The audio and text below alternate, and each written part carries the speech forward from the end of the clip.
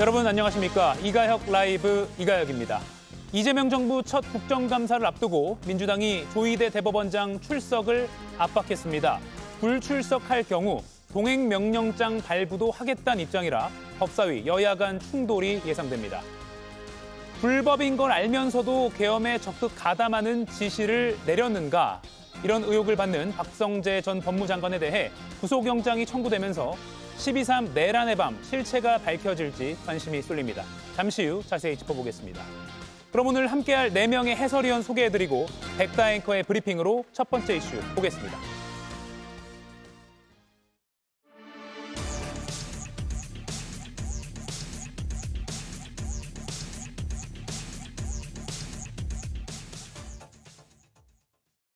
나는 통상 업무를 했을 때는 부당한 지시를 한 적이 없습니다. 나는 누구도 체포하라, 구금하라고 지시한 사실이 없어요. 박성재 전 법무부 장관 혐의를 전면 부인했지만 내란 중요 임무 종사에 직권 남용 혐의까지 더한 구속영장이 청구됐습니다. 12월 3일 밤 서울구치소에 수상한 움직임도 나왔는데요. 사실 지난해부터 의혹 제기가 있었죠. 국회의원들 끌려올 것에 대비해서 독거실 개수와 위치 파악하라는 지시를 받았다는 제보를 제가 받았습니다. 그런 사실 있습니까, 없습니까? 없습니다.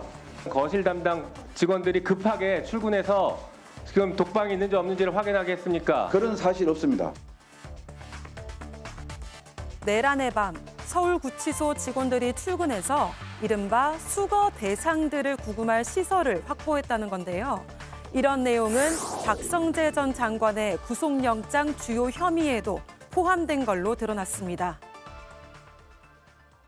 예, 박성재 전 법무장관 누구보다도 법을 잘 아는 인물입니다. 서울중앙지검장, 고검장까지 역임한 인물인데요. 그래서 12.3 계엄 선포 당시 과연 위법성을 인지하지 못하고 그런 지시를 내렸을까라는 국민적인 의혹을 받고 있습니다. 조현삼 위원님, 내란 중요 임무 종사에 직권남용까지 추가를 해서 특검이 영장을 청구했거든요. 이건 어떻게 의미를 파악해야 됩니까? 내란 특검팀 입장에서는 박성재 전 장관에 대한 구속영장이 기각되지 않기 위한 그런 결정을 한 게 아닌가라는 생각이 듭니다. 예. 지난번 한덕수 전 총리에 대한 구속영장이 발부가 되지 않은 사례가 있지 않겠습니까? 연이어 만약에 박성재 전 장관에게조차도 구속영장이 발부가 되지 않는다면 어떻게 보면 내란 특검팀 입장에서는 추후 수사에 탄력을 받을 수 없는 그런 상황에 처해질 수도 있겠죠. 예. 그렇기 때문에 아마 관련된 증거를 보강한 것이 아닌가라는 생각이 드는데요. 박성재 전 장관의 경우에는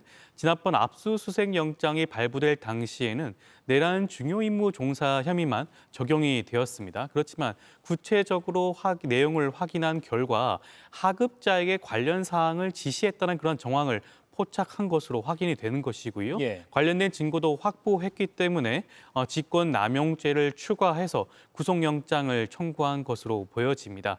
아마 이러한 부분들이 아마 재판부 입장에서는 중요하게 다뤄질 것으로 보여지고요. 도주와 증거인멸의 우려보다는 범죄 혐의가 소명이 되는지에 아마 재판부가 집중을 하지 않을까 싶고, 그렇다고 한다면 지금 내란 특검팀이 확보한 증거가 어느 정도까지 소명이 됐는지 여부가 관건이 되지 않을까 싶습니다. 예, 그럼 발부 전망은 어떻게 좀 전망하세요? 저는 아마 특검팀 입장에서는 구속영장 청구서에 아마 신중에 또 신중을 기했을 것으로 보여집니다. 예. 앞서 말씀드렸듯이 이번에 영장이 발부가 되지 않는다면 어떻게 보면 큰 지장을 초래할 수도 있기 때문에 관련된 증거를 충분히 확보한 다음에 청구하지 않았을까 싶고, 그렇다고 한다면 재판부는 영장을 발부할 가능성이 높지 않을까 싶습니다. 예, 그럼 역시 변호사인 송영훈 위원께 여쭙겠습니다. 발부 전망 어떻게 보세요? 계량화해서 수치로 이야기하기는 어렵다고 생각을 합니다. 예. 일단 명백하게 위헌위법한 비상계엄의 상황에서 그것에 대해서 불법적인 역할을 적극적으로 수행하면서 도운 사람들이 있다면 누구나 예외 없이 처벌받아야 된다. 이 점에는 저는 추호도 이견이 없습니다. 다만 구속영장이 발부될 가능성을 전망하라고 하시면 박성재 전 법무부 장관이 가장 최근에 특검 조사를 받은 것이 지난 9월 24일입니다. 예. 그러면 16일 만에 구속영장이 청구되는 것이거든요. 특검이 사실은 구속영장을 쉽게 받을 수 있다고 생각했으면 훨씬 더 일찍 청구를 했을 것으로 생각이 됩니다. 그런 점에서 특검 스스로도 이 구속영장이 발부되지 않을 불확실성이 일부 있다. 이렇게 판단하고 있는 것이 아닌가 보여지고 예. 또 한 가지로 이제 중요 임무 종사자 카테고리로 분류될 수 있는 사람들은 웬만하면 그동안에 다 구속됐습니다. 그리고 구속영장이 청구될 때 그래 이 정도면은 우리가 본 바에 비춰보더라도 중요 임무 종사자임에는 의문의 여지가 없지라고 생각되는 사람들이 대부분이었죠. 대표적으로 3사령관들이라든가 또는 단전단수 지시를 했다는 이상민 전 행안부 장관이라든가 예. 그런데 박성재 장관의 경우는 그동안에 어떤 행위를 했는지가 좀 구체적으로 많이 논의되지 않았기 때문에 현재로서는 전망이 좀 어려운 점이 있습니다. 다만 특검이 과거에 한덕수 전 총리에 대해서는 구속영장을 청구하면서 부작위에 의한 방조로 법리 구성을 했거든요. 그런데 이번에는 자위범, 그러니까 능동적으로 어떤 행위를 한 중요 임무 종사로 혐의를 구성하고 있다는 점에서는 예. 굳이 비교를 하자면 한덕수 전 총리보다는 조금은 높다고 볼 수 있지 않을까. 그러나 그것이 몇 %인지 숫자로 말하기는 현 단계로서는 좀 어려운 점이 있다고 보여집니다. 예. 다음 주 중에 영장 심사 일정이 잡힐 것 같습니다. 아직 법원이 정식으로 통보하지 않은 상황이라 저희도 알 수 없지만 아마 다음 주 초쯤에 영장 심사 일정이 잡히지 않을까 싶습니다. 자, 그러면 박성재 전 장관 12.3 이른바 내란의 밤의 그 상황을 가장 잘 아는 인물 중에 한 명으로 꼽히기 때문에 관련된 의혹의 규명이 중요해 보이는데 김진욱 의원님, 이런저런 지시를 한 것들이 계속 언론을 통해서 나오고 있어요. 예를 들면 합수부가 구성되면 검사를 파견할 거를 미리 대비해서 지시한다거나 아니면 뭐 구치소 상황을 좀 점검하라고 했다거나 지시들, 구체적인 행동들이 좀 나오고 있어서 이거는 왜 그랬는지 규명하는 게 좀 중요해 보입니다. 당연히 이 부분이 핵심입니다. 예. 지금 박성재 전 법무부 장관이 지금 구체적으로 지시했다는 내용들의 공통점을 보면 예. 이 정치인들 체포를 염두에 둔 행동들이다 이렇게 볼 수 있을 것 같습니다.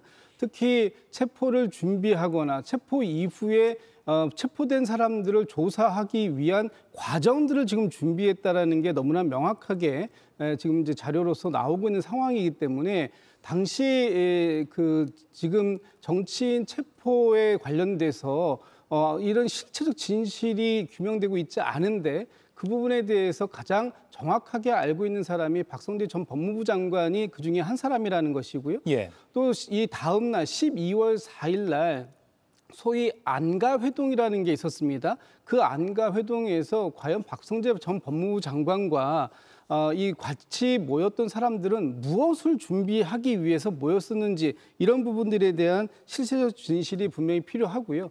오늘 이 그 내용들이 보도를 통해서 나오는 거 보면 특히 JTBC 보도를 보면 이 당시의 대통령실의 CCTV가 중요한 자료로서 지금 활용이 되고 있는데 예. 거기에 보면 이 박성재 전 법무부 장관이 그 어떤 계엄 문건을 보고 누군가에게 그런 것들을 지시하는 그런 모습들 이렇게 다 들어있다는 거 아닙니까? 예. 그 과정들 속에서 당시에 누구로부터 계엄과 관련된 지시를 받았는지 또 그 지시를 어떠한 과정을 통해서 실질적으로 이행하려고 하는 노력들이 있었는지 이런 부분들에 대해서 앞으로 밝혀져야 될 것 같고요.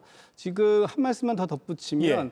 지금 박성재 전 법무부 장관의 구속 기소가 이제 이루어진 게 계엄으로부터 11개월 만이고 윤석열 전 대통령이 내란 우두머리 혐의로 지난 1월 달에 기소된 이후로부터도 약 한 10개월 정도의 시간이 흘렀습니다. 예, 영장 청구가 된 거요. 그렇습니다. 네. 너무 수사도 또 재판도 거북이 걸음을 하고 있다라는 국민들의 목소리에 좀 기울일 필요가 있어 보입니다. 예. 우리 김진욱 의원께서 방금 언급한 그 JTBC 단독 보도는 12.3 밤 그날 밤에 대통령실 대접견실 국무회의를 위해서 모여 있는 국무위원들이 모이는 그 대접견실 CCTV를 말한 건데요. 박성재 전 법무장관, 당시 법무장관도 무언가 문건을 보는 모습 그리고 그 문건에 뭔가 받아 적는 모습 등을 그 영상이 CCTV에 담겨 있고 이걸 특검이 파악했다. 이런 내용이 JTBC 단독 취재를 통해서 확인됐습니다. 뉴스룸 통해서도 자세히 전해드릴 예정입니다. 김윤영 위원님, 박성재 전 장관이 여기저기 지시했고요. 또 법무부 출국 금지팀 대기도 지시했고 그래서 뭔가 포고령 위반자, 정치인 구금 관련된 거 아니냐 이렇게 의문이 들 수밖에 없거든요. 그런 의혹이 들 수밖에 없는 건 맞는 것 같습니다. 당시 계엄 당시 국무회의 때 그 참석했던 사람들 중에서 법을 가장 잘 아는 사람이 누구냐? 일반적인 상식으로 생각했을 때 당연히 법무부 장관이었을 겁니다. 그 법무부 장관이 과연 그럼 계엄 포고령에 대해서 어떠한 법리적 해석이라든지 어떤 조언을 했는지에 대해서는 충분히 의혹을 가지고 수사를 할 필요가 있다고 봅니다. 예. 이번 계엄 사건에 관련해서 가장 핵심적으로 규명해야 될 부분은 계엄을 사전에 인지했는지 여부와 또는 그 계엄에 대해서 적극적으로 국무위원으로서 통상적인 업무 이상으로 구체적인 지시가 있었는지를 파악해야 될 부분이 있다고 봅니다. 김준욱 대변인께서는 수사가 되게 더디게 진행됐다고 하셨는데 송영훈 변호사님께서 말씀하신 대로 이 계엄 같은 경우는 실제 병력이 동원되는 군이라든지 경찰 또 아니면 행안부 장관처럼 구체적인 지시가 드러나는 경우에 수사가 집중될 수밖에 없다고 봅니다. 그렇기 때문에 상대적으로 지금 법무부 장관이 어떤 역할을 했는지는 수사가 상당히 좀 진척이 늦게 됐다고 생각합니다. 그런 부분에 있어서는 특검이 왜 그렇게 수사를 늦게 했는지에 대해서는 민주당도 같이 질타를 해야 될 부분이 저는 있다고 봅니다. 예. 지금 상황에서 아마 박성재 법무부 장관이 어떤 행위를 했는지에 대해서는 추후에 구속영장을 청구하는 과정에서 특검에서 어떤 증거를 제시하는지를 보고 저희가 검토를 해보면 될 것 같다는 생각이 듭니다. 송영훈 의원님, 근데 다 떠나서요. 법무부 장관이면 대통령의 어떤 법무 참모잖아요. 물론 뭐 대통령실의 법무비서관도 있고 하지만 그러면 뭐 구체적인 지시정을 떠나서 대통령이 이런 계엄령을 선포하려고 하면 이거 지금 뭐 정족수가 미달돼서 안 됩니다. 또는 뭐 요건이 안 됩니다. 이렇게 좀 거세게 조언을 했어야 될, 고언을 했어야 될 제1의 그 임무가 있는 게 법무장관 아닌가요? 바로 그 부분을 저도 말씀드리려고 했습니다. 예. 그러니까 지금 박성재 전 법무부 장관이 과연 형사처벌을 받을 대상인지는 이제 앞으로 재판을 통해서 따져봐야겠지만 적어도 지금 본인이 처해 있는 상황에 대해서 억울하다고 말할 계제는 아닌 것 같아요. 그러니까 공직자로서의 어떤 책무를 다했는가라는 부분에 있어서는 대통령이 위헌 위법한 비상계엄을 선포하려고 할 때 당시 상황이 전시사변 기타 국가 비상사태가 아니라고 하는 것은 법무부 장관으로서 어느 정도 판단이 가능했다고 보입니다. 그러면은 대통령을 적극적으로 만류할 책무는 있었다. 라고 보여집니다. 그것을 다 하지 못했기 때문에 현재 여러 가지 본인으로서는 어려움을 겪고 있지만 그것에 대해서 국민들께 좀 항변하기는 어려운 상황이 아닌가 보여지고요. 또 한 가지 덧붙여 말씀드리자면 직전 법무부 장관이 한동훈 전 국민의힘 대표잖아요. 그런데 한동훈 전 법무부 장관은 그 비상계엄이 선포되자마자 본인의 SNS에 위헌 위법한 비상계엄을 국민과 함께 막겠다는 메시지를 거의 즉각적으로 올렸습니다. 이렇게 즉시적인 판단이 가능한 사안이었기 때문에 박성재 전 법무부 장관의 처신과 한동훈 전 법무부 장관의 처신이 상당히 대조되어 보이는 지점이 있다라는 점까지 말씀드리겠습니다. 다른 장관도 아니고 법무장관이라는 점을 다시 한번 되새기면 박 전 장관에 대한 의혹이 얼마나 또 규명이 중요한지가 좀 드러날 것 같습니다. 자, 그러면 박 전 장관이 지난달 소환 조사를 끝내고 나오면서 질문하는 취재진에게 이렇게 항변했는데요. 영상 보시겠습니다. 포고령은 언제쯤 하셨어요? 비켜줘야지 내가 가지. 눈이 안 보이잖아요. 그게 카메라를 저래 하면 보이지 않잖아요. 눈이 안 보인다니까요. 이 사람 정말 고약하네. 국민들 앞에서도 한 말씀만 해주시면 안 될까요? 사람들이 가서 물어보세요. 나는 상쾌하게 부사한 분들이 말씀하시면 안 되는 거 아시지 않습니까?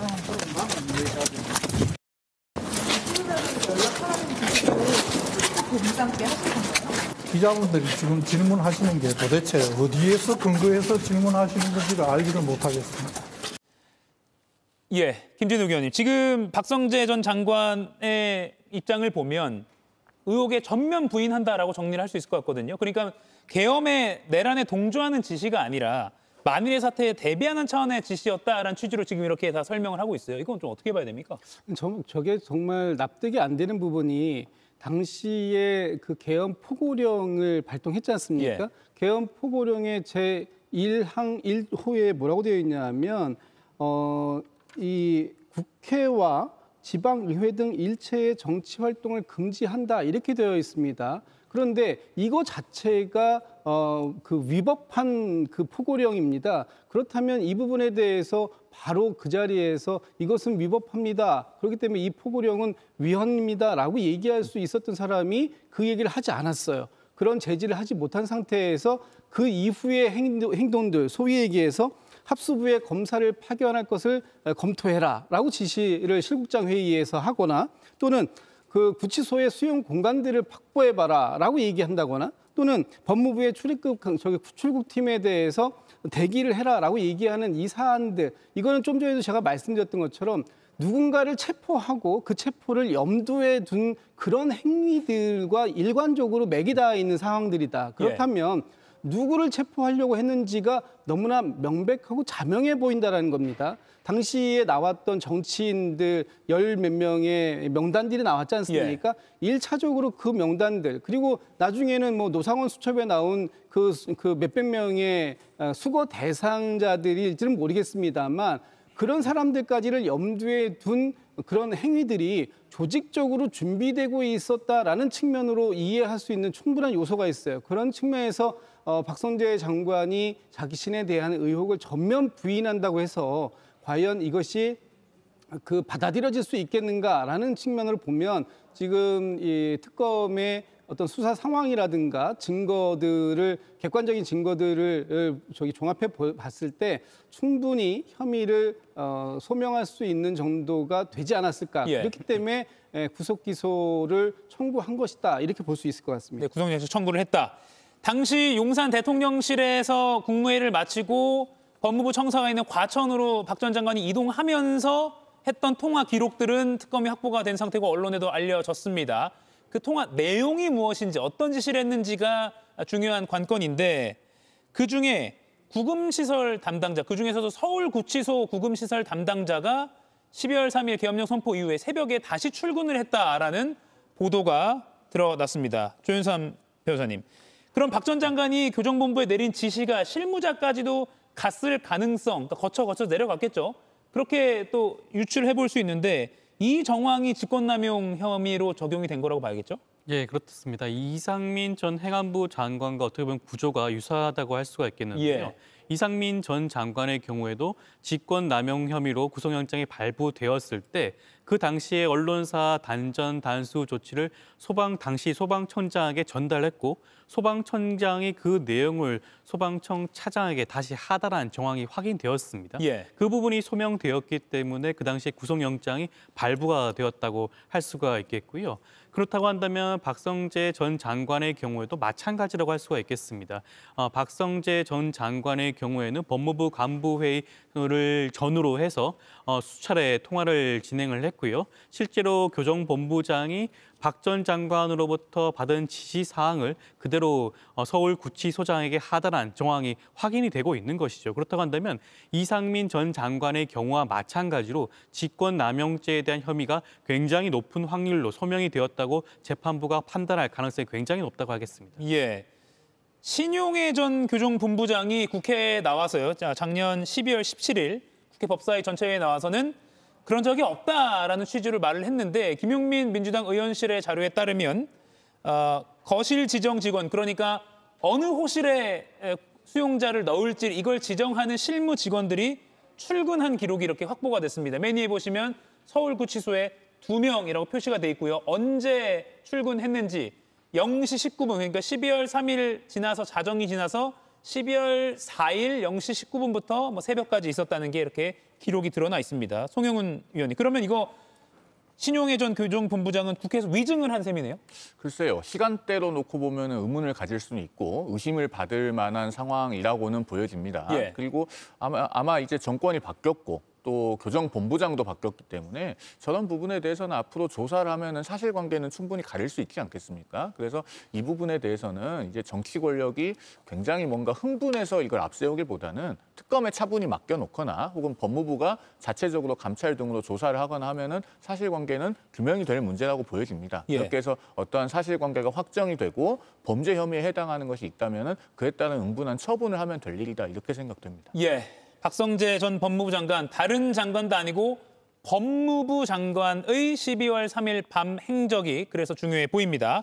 자, 그러면 윤석열 전 대통령 이야기로 좀 넘어가 보겠습니다. 오늘 체포 방해 혐의 2차 공판이 있었습니다. 1차 공판은 녹화 중계가 됐던 거 시청자 여러분들 기억하실 겁니다. 오늘 2차 공판은 예상대로 불출석했습니다. 김진욱 위원님, 재판도 불출석하고 조사, 특검의 수사도 지금 불출석하고 있잖아요. 그럼 재판, 수사 다 그냥 무시하는 전략이라고 봐야겠네요. 그렇습니다. 지금 이것이 과연 대한민국의 대통령을 역임했었던 그리고 법치주의를 수호하겠다고 얘기했었던 전직 대통령으로서의 모습이 맞는가라는 이런 의구심을 가질 수밖에 없습니다. 아무리 본인에 대한 방어권 차원이 있다라고 얘기를 한다고 하더라도 최소한 재판에 출석해서 묵비권을 행사하는 그런 방식의 접근이 필요한 것이지 이렇게 수사, 재판 모두를 완전히 무시하는 이런 행동을 한다는 것, 이거 과연 대한민국의 전직 대통령의 자격이 있느냐 하는 부분에 대해서 다시 한번 의문을 표시할 수밖에 없고요. 법치주의를 이렇게 무시하는 이런 행위들을 과연 국민들께서 언제까지 어디까지 용인해줘야 할 것인가 하는 부분에 있어서 또다시 물음을 갖게 합니다. 그리고 이 지금 이 재판을 담당하고 있는 그 직위원 재판부에서도 보다도 좀 적극적인 방식의 재판을 진행할 수도 있음에도 불구하고 그런 방식을 하지 않고 이렇게 그냥 불출석하면 피고인에게 불리할 수 있다 정도의 언사를 가지고 재판을 진행하는 것, 이것은 매우 좀 합당하지 않은 지금 진행 방식이다, 이렇게 말씀드리고 싶습니다. 예, 오늘 체포방해 혐의는 이제 직위원 재판부와는 다른, 내란 재판부와는 다른 백대현 부장판사의 재판부입니다. 김유영 의원님, 딱 자기 보석신문 때만 출석하고 2차 오늘 공판은 불출석했거든요. 뭐 다들 많은 분들이 그런 행동을 보일 거라 예상을 했었지 않습니까? 하지만 씁쓸함을 지울 수 없는 건 분명한 사실입니다. 윤석열 전 대통령은 현재 특검법에 대해서 헌법소원을 제기하는 상황입니다. 그만큼 특검법의 위헌성에 대해서 제기했기 때문에 수사 거부에 대한 태도의 정당성을 떠나서, 바람직함을 떠나서 어느 정도 그렇게 수사 거부할 수 있는 것은 어느 정도 국민께서 납득하실 수 있는 국민도 있을 거라 생각을 합니다. 하지만 재판을 거부하는 것은 과연 납득할 수 있는 국민이 얼마나 될까 싶습니다. 일반적으로 국민들께서 가지고 있는 전직 대통령에 대한 품위라든지 행동에 대한 기대치라는 게 있을 겁니다. 그런 행동과 기대치에 못 미치는 행동이기 때문에 굉장히 윤석열 전 대통령께서 재판에 임해야 된다고 저는 생각을 하고요. 거기다 한 발짝 더 나가서 윤석열 전 대통령이 재판에 지금 임하지 않는다면 본인에게도 굉장히 불리한 상황인 겁니다. 지금 윤석열 전 대통령의 특검이 윤석열 전 대통령의 모든 정권의 전체를 다 지금 수사하고 있는 상황이고, 지금 재판 과정에서 윤석열 전 대통령의 불리한 증언이 굉장히 많이 나오고 있는 상황입니다. 그 상황에 대해서는 당사자 또는 당시에 가장 가까이 있었던 측근 말고는 알 수 없는 부분이 많기 때문에 윤석열 전 대통령이 저렇게 재판을 거부하면 그 불리한 사실들이 곧 진짜 진실처럼 되는 겁니다. 그 사실에 대해서 진위 여부는 당사자와 관계자, 당시 측근들밖에 모르기 때문에 윤석열 전 대통령 본인을 위해서라도 재판에는 임하시는 게 맞다라는 점 말씀드리고 싶습니다. 지난달 26일 보석신문 때 백대현 부장판사가 윤 전 대통령에게 만약에 보석이 인용돼서 석방되면 재판에 출석하고 그게 아니라 구속 유지가 되면 출정 거부하겠다는 뜻이냐라고 했는데 지금 보석이 불어대고 구속이 유지되니까 정말 출정을 거부하는 그런 상황이 그 질문대로 상황이 이어지고 있습니다. 자, 그러면 두 변호사께 이 질문 좀 드려볼게요. 지금 순직해병 특검도 다음 주쯤에 윤 전 대통령을 소환한다고 하는데 이것도 불출석할 것이 거의 확실해 보입니다. 그러면 재판도 수사도 불출석하면 그냥 우리 지금 패널 여러분들도 국민들도 저도 지켜볼 수밖에 없는 겁니까? 도저히 납득이 되지 않는 상황이 반복되고 있는 것이죠. 다른 형사사건의 경우에는 뭐 소환 조사에 응하지 않거나 재판에 출석하지 않는 경우라고 한다면 강제 구인하는 그러한 조치를 취하고 있습니다. 그럼에도 불구하고 전직 대통령인 윤석열 전 대통령이 어떻게 보면 다른 형사 피고인과 다른 모습을 보여주고 있다. 국민들의 눈높이에 전혀 맞지 않다고 할 수가 있겠죠. 저는 특검팀이 어떠한 결정을 내릴지는 모르겠으나 저는 강제 구인 조치를 취할 필요성이 반드시 있다라는 말씀을 좀 드리고 싶고, 재판부도 마찬가지입니다. 재판정에 출석을 하지 않는다고 한다면 재판이 제대로 진행되지 않을 가능성이 굉장히 높다고 할 수가 있겠거든요. 피고인의 법정 출석은 형사재판에서는 의무사항입니다. 그 의무를 이행하지 않은 윤 전 대통령에 대해서는 강제적인 조치가 반드시 따라야 되지 않을까라는 생각이 듭니다. 오히려 수사팀은 구치소로 가서 현장에서 그냥 수사할 용의도 있다라고까지 하고 있는데 근데 뭐 버티기를 하면 또 할 수 없는 거 아닙니까? 일단 조은석 특검팀과 민중기 특검팀은 강제 구인을 시도를 해봤었잖아요. 그런데 이제 순직해병 특검은 그러지 않았으니까 명분 면에서 조금 입장이 다를 수는 있겠습니다. 그러니까 방문 조사를 할지는 조금 더 지켜봐야 될 것 같은데 강제 구인의 경우는 저는 여전히 실익이 별로 없다고 봐요. 왜냐하면은 강제 구인을 시도했을 때 얼마나 큰 논란이 벌어졌는지 우리가 다 지켜보지 않았습니까? 그 과정에서 저는 우리 사회 일각의 이른바 윤어게인 세력에게 또다시 땔감을 제공하는 일이 있어서는 안 된다라고 하는 그 일관된 말씀을 또다시 드립니다. 그러니까 어차피 강제 구인을 하더라도 출석했을 때 진술 거부권을 행사할 것이 명확하거든요. 예. 조사상의 실익은 별로 없는 반면에 그 강제 구인 과정에서 발생하는 여러 가지 노이즈로 인해서 또다시 윤어게인 세력에게 어떤 소재를 제공해 주는 것이 과연 바람직한 일인가. 여기에 대해서는 냉정하게 그 득실을 저울질해 볼 필요가 있다라는 말씀을 드리는 것입니다. 예. 윤 전 대통령 관련한 사안 하나만 더 짚어보고 백다 앵커에게 넘기겠습니다. 이 소식이 JTBC 단독 보도로 알려졌습니다. 윤 전 대통령이 취임하면서 청와대를 나오게 되면서 관저도 한남동 기존 외교장관 공간으로 들어갔습니다. 그러면서 도미노처럼 차례대로 관저를 옮기게 됐는데 외교부 공관이 이사를 하고 또 리모델링을 하면서 21억 원의 세금을 썼습니다. 그런데 정작 제대로 수리가 안 되고 큰 외빈 초청 행사를 할 만한 규모는 아니어서 고급 호텔에서 하다 보니까 또 몇십억의 세금을 투입했다고 하네요. 이거 조윤선 변호사님. 문제 있잖아요, 이거. 이 부분은 반드시 짚고 넘어가야 될 문제가 아닌가 생각이 드는 것이 예. 그 당시에는 크게 지장이 없다라고 분명히 정부 차원에서 밝혔던 사안이었습니다. 그럼에도 불구하고 지금 JTBC의 확인에 따르게 된다고 한다면 그런 해당되는 관저에 대해서 제대로 활용을 못했다는 거 아니겠습니까? 그리고 혈세가 많은 액수가 소요가 될 수밖에 없는 그런 사정이 파악이 되었다고 할 수가 있겠죠. 그렇다고 한다면 해당 담당자에 대해서는 과연 혈세를 어떻게 사용이 되었는지에 대해서 따져 묻게 되고 형사적으로 봤을 때는 업무상 배임죄라든가 그런 부분도 따져 물을 수 있는 그런 필요성과 가능성이 있지 않을까 싶고요. 그렇지 형사적인 조치까지 취하지 않는다고 하더라도 적어도 공무원법상 규정하고 있는 성실 의무 위반이라든가 여러 가지 조치를 따져봐가지고 징계에 대한 그런 충분한 그런 조치는 취할 필요성이 있지 않을까 하는 생각이 듭니다. 예, 지금 저희가 사진을 보여드리고 있는데 아까 잔디밭같이 생긴 이 사진은요.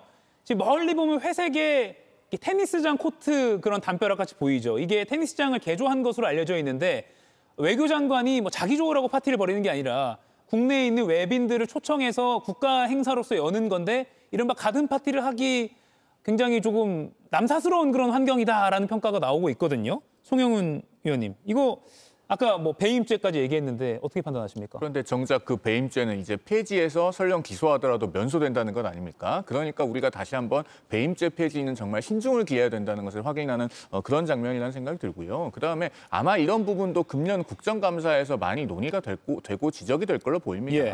역시 그 감사의 기본은 정부가 되었든 민간이 되었든 돈을 어디다 어떻게 썼느냐 하는 그 살림살이에 관한 것 아니겠습니까? 그러면은 이전 정부의 대통령실이나 외교부나 각종 부처에서 있었던 살림살이가 세심하게 감사가 돼야 되듯이 그건 앞으로 현 정부에 대해서도 마찬가지입니다. 저희가 뒤에서도 아마 또 이야기를 나누겠습니다만 그렇기 때문에 대통령실의 살림살이에 대해서도 총무비서관이 당연히 매년 국감에 출석을 해왔던 것이고 아마 금년도 살림살이에 관해서는 상당 기간을 김현지 총무비서관이 담당했기 때문에 그 기간에 상응하는 김현지 총무비서관도 국감에 나와야 되지 않겠는가 그런 말씀까지 좀 곁들여서 드리고 넘어가겠습니다. 이걸 이렇게 또 끌어가시는 송영훈 의원의 답변이었습니다.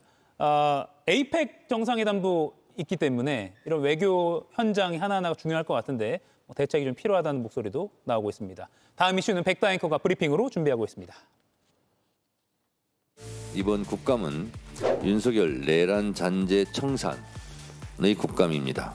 이재명 독재를 저지하여 내 삶을 지키는 국감이 될 수 있도록 최선을 다하겠습니다. 연휴 뒤 곧바로 국정감사 모드에 돌입한 여야. 민주당은 내란 청산과 개혁을 강조하면서 조희대 대법원장을 정조준했는데요. 국민의힘은 김현지 대통령실 제1부속실장에 대한 출석 요구로 맞받았습니다. 조희대 대법원장은 사법부의 수장으로서 국회에서 국민의 물음에 답해야 합니다. 김현지 비서관이 나오는 게 먼저 아닐까요? 국정감사, 국정이 잘 운영되고 있는지를 입법부가 들여다보는 제도죠. 하지만 최근 정치권은 누가 나오느냐로 신경전을 주고받고 있는데요. 다가오는 3주간의 국정감사, 여야의 강대강 대치는 어디까지 이어질까요? 이제 주말 지나면 이재명 정부 첫 번째 국회 국정감사가 시작됩니다. 오늘부터 벌써 양 당은 국감 모드가 시작됐다라고 해도 과언이 아닙니다. 김진욱 의원님, 민주당은 내란 잔재 청산하겠다라고 국감에 어떤 목표를 밝혔는데 구체적으로 어떻게 하겠다는 계획입니까? 네, 지금 당에서는 이번 국감이 비록 여야가 바뀌어서 저희 민주당이 그 여당의 입장이긴 하지만 예. 야당의 자세로 국감에 임하겠다 이런 마음을 갖고 있습니다. 지난 그 1년 동안 중에 이재명 정부가 실질적으로 국정을 이끌어온 거는 한 4개월 남짓밖에 안 되고 나머지 기간 동안 윤석열 정부 또 그리고 그 이전에 3년 동안에 윤석열 정부가 어느 만큼 이 국가의 국정을 무너뜨렸는지를 확인해야 뭔가를 바로 세우기 위해서라도 그런 부분들을 명확하게 해야 되겠다. 그런 차원에서 이번 국감을 저희가 야당 의원의 그런 심정으로 하겠다. 이렇게 이제 당에서도 밝힌 바 있고요. 예. 좀 전에 나왔던 그 관저 문제, 그 관저의 불법 증축 문제라든지 아니면 거기에 인사 개입이 됐다는 문제 또는 지금 이렇게 외교부 공간이 계속해서 연쇄적으로 밀리면서 수많은 혈세가 들어갔던 부분 또 이번에 국정자원관리원의 화제가 있었고요. 예. 그 부분에 있어서 지금 많이 아직도 국가 전산망이 복구가 안 되고 있는 부분이 있는데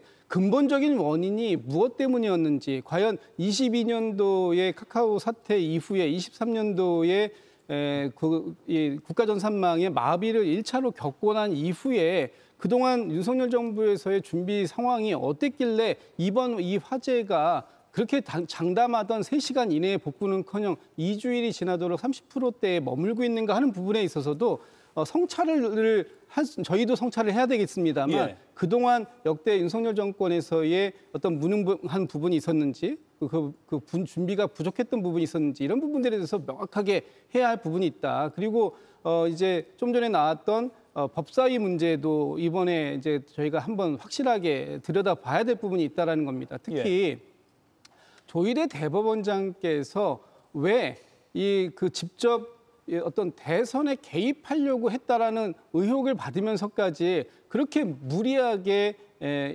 그 이재명 대표 당시 대표에 관련된 그 사건을 처리하려고 했었는지에 대해서도 분명한 입장을 밝혀야 되고요. 그리고 지금 조희대 대법원장에게 2번의 그 기회를 청문회를 통해서 드리려고 했었습니다만 그 기회 동안 한 번도 나오셔서 어떠한 입장을 밝히지 않았던 부분에 대해서도 이번 국감을 통해서 정확하게 따져 묻겠다라는 것이 저희 민주당의 입장이다 이런 생각을 갖고 있습니다. 예. 송영우 의원님, 장동혁 국민의힘 대표는 민생 싸움꾼이 되겠다라고 오늘 선언했습니다.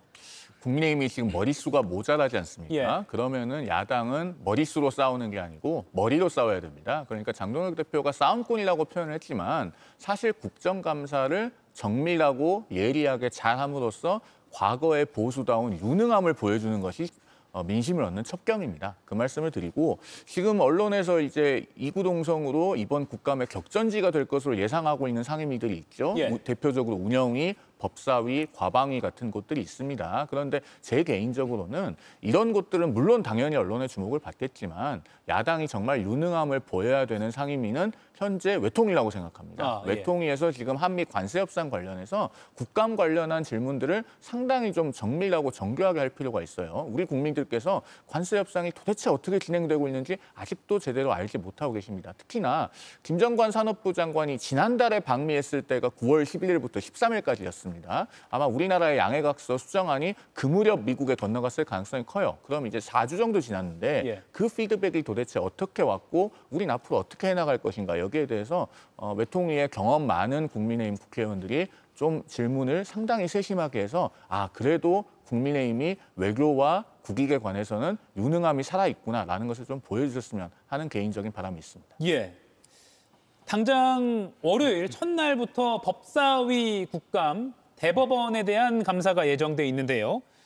조희대 대법원장이 일반 증인으로 지금 채택이 되어 있기 때문에 통상적으로는 대법원장은 간단히 인사말을 하고 법사위원장에게 양해를 구하고 허락을 받아서 이석하는데 이번에는 끝까지 앉혀놓고 질문을 하겠다라는 게 민주당 입장입니다. 조윤삼 의원님, 이게 입법부로서는 당연한 권한이다라는 게 지금 민주당 입장이잖아요. 그렇죠. 국정감사는 헌법이 국회에 부여한 권한이라고 할 수가 있습니다.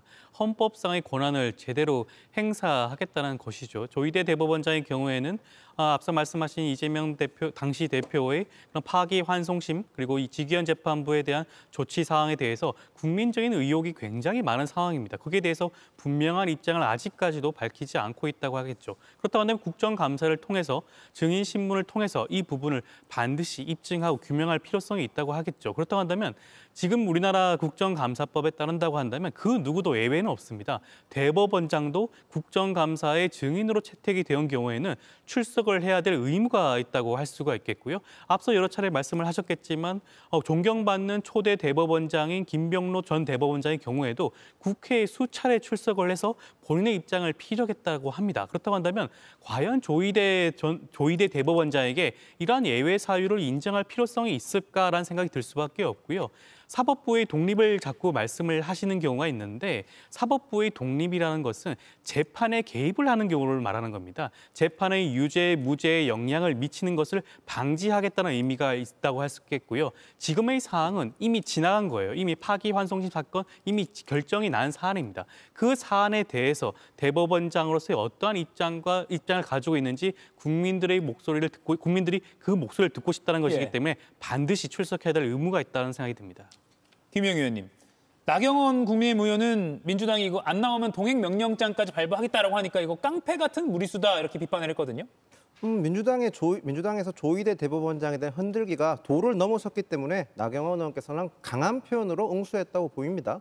지금 민주당에서 보이고 있는 행태 중에서 가장 납득이 안 되는 것은 그러면 조희대 대법원장을 증인으로 부른 이유가 과연 파기환송을 해서 그런 건지 아니면 4인 회동을 통해서 파기환송을 했다라고 주장하는 건지 그게 명확하지 않는 것 같습니다. 4인 회동을 했기 때문에 해서 파기환송을 했다는 주장을 처음에 민주당이 아주 강하게 펼쳤지 않습니까? 그런데 그 근거가 없습니다. 4인 회동을 했다는 근거를 어디서 볼 수 있습니까? 처음에 의혹 제기 한 유튜브를 보고 제기했던 의혹을 가지고 추가적인 의혹도 증거도 지금 제출하지 못하는 상황에서 3부 요인 중에 한 명인 조희대 대법원장을 부르겠다는 것은 굉장한 무리수입니다.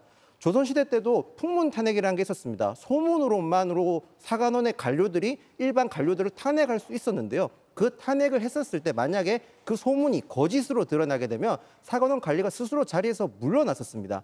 민주당에서 지금 풍문으로 이런 식으로 많이 하고 있는데 과연 자리에서 물러나고 책임지는 국회의원이 있는지 의문이고요. 더 나아가서 민주당에서는 지금 사법부가 전혀 견제받지 않고 있다고 주장을 하는데 우리 헌법에 사법부 견제하는 권한이 있습니다. 대법관 탄핵할 수 있습니다. 민주당 22대 국회에서 30번 넘게 탄핵하셨지 않습니까? 왜 이번에만큼은 탄핵을 하시지 않습니까? 탄핵을 통해서 정당하게 수사받고 절차를 밟으시면 되는데 그렇지 않게 행동하는 것 자체가 사법부 흔들기고 결국에는 이재명 대통령 지키기라는 비판을 피할 수 없을 겁니다. 예, 오늘 출근길에는 조희대 대법원장이 기자들의 질문에 아무런 답변을 하지 않았다고 알려져 있습니다.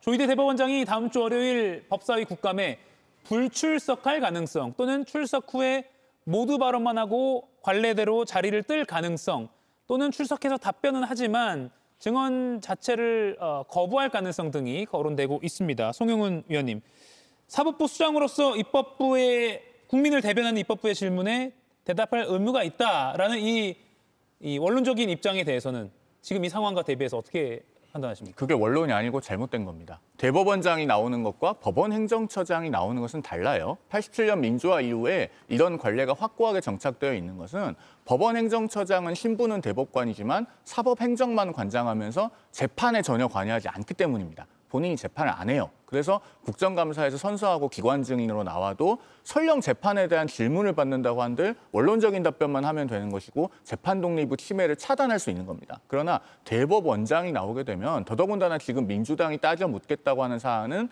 조희대 대법원장이 전원합의체 장으로서 주관했던 사건이고 파기환송심으로 내려가서 아직 끝나지도 않은 계속 중인 사건입니다. 그것에 대해서 대법원장에게 따져 묻겠다고 하는 것은 명백하게 재판 독립을 침해하는 겁니다. 그리고 조금 전에 그래픽에 역대 대법원장 3명이 국회 출석했던 적이 있다고 나와서 제가 한 말씀 덧붙이면 민복기 대법원장은 유신 시절의 대법원장입니다. 당시에 다수당은 공화당과 유신 정우회죠. 그러면 그 시절의 선례를 따르겠다는 건지 민주당에 여쭤보지 않을 수가 없고 조진만 대법원장은 박정희 정부 때 법원 독립을 흔들지 말라고 저항하다가 사표 내신 분입니다. 그다음에 조금 전에 조현산 변호사님께서 김병로 대법원장이 국회 출석한 사례가 여러 번 있다고 하시는데 그건 제가 정확하게 알고 있으니까 자세히 말씀을 드리겠습니다. 우리나라 법원조직법이 1949년 9월에 만들어집니다. 김병로 대법원장이 헌법이 제정되고 정부가 수립되고 나서 대법원장으로 선출은 됐지만 법원의 하부 구조는 만들어지지 않았을 때예요. 법원 조직법도 만들어지기 전이었기 때문에 당시에는 3권이 미분화되어 있어서 1949년에 국회에 몇 번 나왔습니다. 어떤 일이 있었냐면 당시 반민특위는 헌법상 근거가 있었습니다마는 무려 국회의원 5명이 반민특위 재판관을 겸할 정도로 3권이 미분화되어 있는 상태였습니다. 그런 상황에서 반민특위 1호로 구속됐던 박흥식이라고 하는 재벌이 있습니다. 구속됐다가 보석으로 풀려나요. 이질이 걸렸다는 이유로. 그래서 그 당시에 난리가 납니다. 그래서 국회에서 어느 국회의원이 그 반민특위 재판관을 전부 다 부르자고 이야기합니다. 그 국회 속기록을 보면 재판관들을 전부 다 부르자는 어느 국회의원은 말에 아무도 대꾸를 해주지 않고 넘어갑니다. 그리고 김병로 대법원장은 국회가 강제로 불러서 나오는 것이 아니라 당시에 3권이 미분화된 시대였기 때문에 국회를 설득하기 위해서 본인이 나왔는데 나와서 뭐라고 이야기하냐면 내가 반민특위의 재판부 장을 맡고 있지만 재판관들의 결정에 대해서는 일절 관여할 수 없다. 이렇게 얘기합니다. 그리고 민법이나 형법을 제정하는 과정에서 1950년대에 국회에 나왔고 1951년에 국회에 나왔던 일은 어떤 것이었냐면 당시에 전시 상황이었습니다. 대법관 정원이 9명이었는데 5명밖에 없었고 그중에 1명은 사고로 납치당해 있다. 이렇게 국회 속기록에 나옵니다. 예. 그래서 김병로 대법원장이 나왔던 겁니다. 그러니까 같은 것은 같게 다른 것은 다르게 평론하는 것이 중요하다라는 말씀을 드립니다. 예, 물론 이제 저희가 전례를 보여드렸지만 물론 당시 상황이긴 있습니다. 다만 전례를 차치하고서라도 지금 대법원장 본인에 대한 의혹을 국민들을 제기하고 있고 또 민주당이 제기하고 있기 때문에 본인이 나와야 된다. 이번에는 법원 행정처장이 아니라 본인이 나와야 된다라는 목소리가 거센 상황이긴 한데 또 반대로 김준욱 의원님. 너무 민주당이 좀 세게 나가니까 이거 역풍 부는 거 아니야? 라는 우려도 당내에서 좀 나오긴 하거든요. 글쎄요. 뭐 그런 우려도 일부 있을 수 있다고 봅니다만 지금 중요한 건 국민의 대표가 사법부의 수장에게 지금 사법부의 수장으로서의 역할뿐만 아니라 대선에 개입하려고 하는 행위를 왜 했는가 그런 의혹에 대해서 묻고자 하는데 국민의 대표가 묻지 못하는 존재로 저에게 규정된다면 새로운 사법 영역을 만들겠다라는 겁니까? 그러면 국민들이 직접 선출한 권력이 묻지도 못하는 새로운 성역으로 존재한다면 그 부분에 대해서 과연 어떤 견제가 가능할 것인가? 삼권 분립이라는 것은 서로가 서로를 견제할 수 있다라는 측면에서 필요한 것인데 과연 사법부의 견제 기능 누가 가져야 되는 겁니까? 국민이 갖지 못한다면 그 사법부는 앞으로 어디로 가겠다는 것인지 답해야 될 것입니다. 다음 주 월요일입니다. 법사위 국정감사 조희대 대법원장이 출석할지 주말 사이에도 내내 정치권이 이 문제로 아마 좀 시끄러울 것 같습니다. 또 다른 쟁점, 김현지 대통령실 제1부속실장입니다. 김용희 의원님, 15일에 운영위가 열리면 이날 바로도 채택이 될 수 있는 거잖아요. 그렇죠. 지금 근데 민주당이 워낙 의석수가 다수기 때문에 상임위에서 증인 채택을 해줄지는 의문입니다. 저희 정치권에 이런 격언이 있죠. 숨기는 자가 범인이다. 지금 김현지 부속실장에 대해서는 이 격언이 딱 맞는 것 같습니다. 사실 총무비서관이 국회 상임위에 출석한 것은 지극히 당연한 일이었고 크게 언론에 주목받을 일이 아니었습니다. 그런데 민주당에서 긁어 부스럼을 만든 형태가 돼버렸죠. 거기다가 지금 부속실장으로 넘어갔지만 충분히 또 출석해야 될 사유가 생겼지 않습니까? 최근에 이재명 대통령 일정 관련해서 구체적인 저희가 국민께서 구체적으로 궁금해하는 부분이 있기 때문에 그런 점까지 부속실장은 대통령의 일정을 가장 잘 알고 근거리에서 수행하기 때문에 가장 잘하는 사람이 부속실장입니다. 그렇기 때문에 출석해야 될 명분이 생겼습니다. 유독 김현지 부속실장한테만 오비락 같은 공교롭고 우연의 우연이 겹치는 것을 국민께서는 의구심을 가지고 출석해서 당당히 밝혀라고 말할 수 있는 상황이라고 생각을 합니다. 오늘 김병기 민주당 원내대표가 기자들을 만나서요. 김현지 부속실장 증인 채택과 관련해서 이렇게 입장을 밝혔습니다. 김현지 지금 부속실장이 총무비서관으로 보임될 당시에 굉장히 무슨 문제가 있었어요. 그렇다면 그거는 고려해 볼 수 있는데 그런 문제가 없었다고 하는데 불러야 되나요? 저희가 운영위원회가 개최될 예정인데 그때 이제 증인 채택할 예정인데요. 철저히 원칙에 따라서 결정하겠다. 이거 관련해서 개인 의견들이 나오고 있는데 그 개인 의견들은 고려할 필요 없습니다. 굳이 논란이 없는데 불러야 되냐, 이거 정쟁용 아니냐라는 입장인데요. 정쟁용이 아니죠. 민주당에서는 지금 어떤 논리를 펼치고 있냐면 현 보직은 부속실장이기 때문에 나올 필요가 없다는 겁니다. 그리고 김현지 전 총무비서관이 총무비서관 일대의 일들도 현 보직자에게 물어보면 된다. 지금 그런 논리인 걸로 보여요. 그러면은 자, 민주당이 선택을 하셔야 됩니다. 그 논리대로면은 김현지 부속실장이 경찰에 나가야 됩니다. 왜? 민주당이 지금 주진 의원 등을 이른바 잃어버린 48시간 의혹과 관련해서 허위사실 유포했다고 고소한 상태죠. 그게 허위사실인지 여부를 수사기관이 가리려면 이재명 대통령이 당시 그 화재가 발생한 이후에 약 48시간 동안 어떤 일정을 소화했는지 분초 단위로 확인을 해야 됩니다. 그걸 누구에게 물어봐야겠습니까? 대통령을 가장 기근거리에서 보좌하는 부속실장의 일정을 가장 잘 압니다. 그런데 그 예능을 녹화했다고 하는 날은 9월 28일이잖아요. 그 날짜까지는 김현지 전 총무비서관은 부속실장이 아니었어요. 그러나 민주당의 논리대로 하면 그것도 현 보직자에게 물어보면 가장 잘 알 수 있다는 것 아닙니까? 그 논리대로 하면 경찰이 김현지 부속실장을 불러야 돼요. 그러니까 민주당의 논리를 관철해서 그러면 국감에는 김현지 전 총무비서관을 부르지 않고 대신에 경찰에 출석시키는 것이 낫겠습니까? 아니면은 그 논리를 다시 뒤집어서 역대 관례대로 국회는 나오고 대신에 경찰에는 전 부속실장이 나가서 조사를 받는 게 맞겠습니까? 민주당에서 한번 판단해 보시기 바랍니다. 예.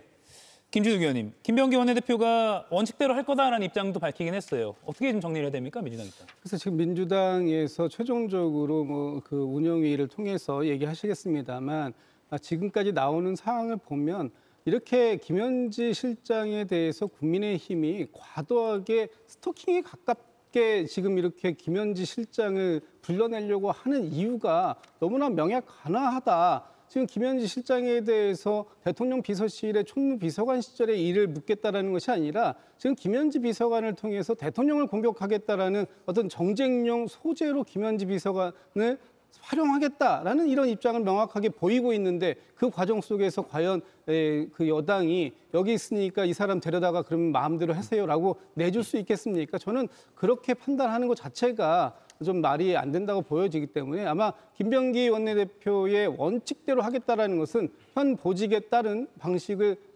가겠다 이렇게 뭐 얘기한 것으로 해석해 보입니다. 예, 오늘도 치열하게 마수토론 네 분과 토론이 이어졌는데요. 저는 마수토론으로 또 이동을 해보도록 하겠습니다. 네 분과는 다음 주에 또 뵙겠습니다. 고맙습니다.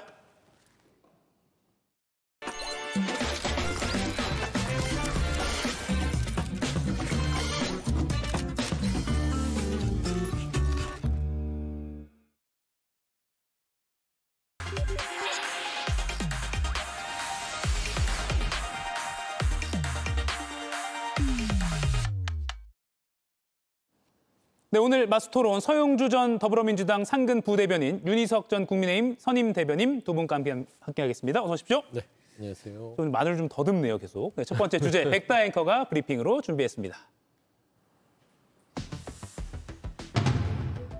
8개월 앞으로 다가온 지방선거, 정치권이 분주하게 움직이고 있습니다. 국민의힘도 본격적인 시동을 걸었는데요. 대한민국의 명운이 걸린 저는 마지막 선거라고 생각합니다. 비상한 각오로 임하지 않으면 쉽지 않을 수도 있다고 생각합니다. 나라의 명운까지 걸었지만 정작 장동혁 대표의 이 행보가 국민의힘의 발목을 잡고 있는 건 아닐까요? 영화 관람 인증이 아니라 국민을 무시하겠다는 인증이고 극우 아스팔트 세력임을 자인하는 인증입니다. 당 밖뿐 아니라 내부에서도 선거는 어쩌려고 저러냐, 정무적인 판단을 못한다는 말까지 나온 상황. 지방선거 모드에 돌입하자마자 찬물 끼얹기가 아니냐는 지적이 이어지고 있습니다. 네, 추석 연휴가 끝나면서 부쩍 지방선거 모드에 가까워졌다 이런 분석들이 나오고 있고요. 그런 관련 기사도 많이 나오고 있습니다. 이런 와중에 장동혁 국민의힘 대표가 추석 연휴 중에 봤던 영화 건국전쟁 2입니다. 원도 논란이 좀 있었는데 2도 이번에 논란이 있고 뭐 5까지 나온다라는 말도 있고요. 이번 영화는 제주 4.3 사건을 좀 극우적 시각으로 다뤄서 논란이 되고 있습니다. 유족들도 많이 분노를 하고 있고요. 어떻게 평가하십니까? 그러니까 이제 제주 4.3이라는 이 역사적인 평가는 이미 끝났어요. 이거는 여야간에도 끝났고요.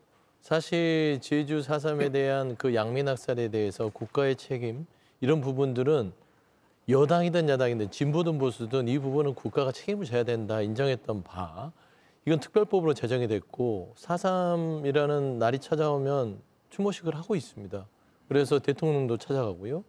뭐 국민의힘의 대표도 가고 민주당의 대표도 가는 그런 역사적 사실 앞에서 왜 야당인 국민의힘 대표 장동혁 대표가 건국전쟁 2 영화 관람을 하고 거기까지도 용인하기가 쉽지 않은데 발언을 했잖아요. 예. 역사는 다양한 시각에서 봐야 왜곡되지 않는다. 그러면 제주 4.3이라는 역사적 판단이 왜곡될 수도 있었다는 그런 여지를 남긴 거 아니겠습니까? 저는 명백하게 국민의힘이 가지고 있는 4.3의 가치, 이 당원당규에 대한 강령을 완전히 위배한 해당 행위라고 봅니다. 저는 국민의힘의 의원들이 특히 중진 의원들이 이 장동혁 대표의 부적절한 처신에 대해서는 강력하게 비난을 하고 비판을 하고 바로잡아야 되는데 아무 소리도 없다는 거. 저는 국민의힘이 사실상은 공당으로서의 자격을 이미 오래전에 내란에 대한 어떤 반성이 없기 때문에도 공당의 자격이 없지만 이번에 4.3에 대한 가치를 부인하는 듯한 장동혁 대표의 행보에서 공당의 자격을 상실한 게 아닌가. 그렇게밖에 볼 수 없습니다. 그냥 일반 의원이 봐도 문제가 될 만한데 야당 대표가 가서 봤단 말이죠. 이거 그냥 영화 본 건데 뭐가 문제야라고 하기에는 너무 사안이 큰 거 아닙니까? 예, 그 영화의 이제 내용이 중요하고 예. 또 그 영화를 관람한 다음에 장동혁 대표의 발언이 이제 문제가 되는 것이죠. 예. 이런 발언을 하실 거면 4.3에 대한 국가적인 판단이 이루어지기 전에 했으면 또 모르겠습니다만은 이미 국가적으로 양민이 공권력에 의해서 피해를 많이 봤다는 것이 인정된 마당에 이것을 부인한 듯한 내용의 영화를 보고 다양한 시각으로 역사를 봐야 된다 이렇게 얘기를 하게 되면 예. 국가적 판단이 내려진 것에 대해서 마치 동의하지 않는 것처럼 저희 당 전체가 그런 인식을 갖고 있는 것처럼 국민들께서 생각하실 수밖에 없는 상황이 돼버렸습니다. 유감스럽게도. 예. 이렇게 되면 지방선거가 이제 뭐 8개월도 남지 않았는데 예를 들어 제주도에서 벌어지는 선거는 저희가 어떻게 대비를 해야 할지 예. 솔직히 말씀드리면 저희가 17대, 그러니까 2004년 이후에는 총선에서 당선자가 없습니다. 제주도에서. 지금까지 20년 넘게 국회의원 한 자리도 지금까지 당선이 못 돼 왔던 그런 상황인데 예.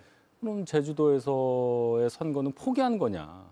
아무리 제주도가 의석수가 적고 인구가 얼마 안 된다 하더라도 엄연히 우리나라에서 그래도 가치가 있는 곳인데 또 거의 주민분이 거의 뭐 60만 정도 되지 않습니까?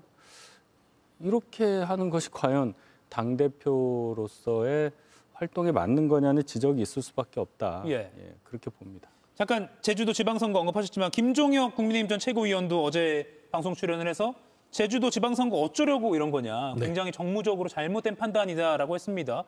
글쎄요. 연휴 중에니까 지방선거까지 멀어서 그랬나 뭐 이렇게 판단을 잘못한 걸까요? 왜 저렇게 했다고 보십니까? 일단은 이제 본인의 이 정치적 기반 자체가 당내에서도 조금 극우 성향의 지지층, 뭔가 탄핵을 반대하고 윤핵관을 주장하고 예. 그다음에 음모론, 역사를 부정하는 거예요. 사실 제주 4.3의 문제에 있어서 여러 가지 역사적인 판단이 있을 수 있죠. 그 이면에는 뭐 남로당이 있었다, 어땠다. 그게 부각이 된다면 제주 4.3은 국가적인 이 추도식을 칠 수 없는 그런 상황이 될 것입니다. 그런데 예. 그런 역사적인 논쟁은 다 정리가 됐다고 봐야 돼요.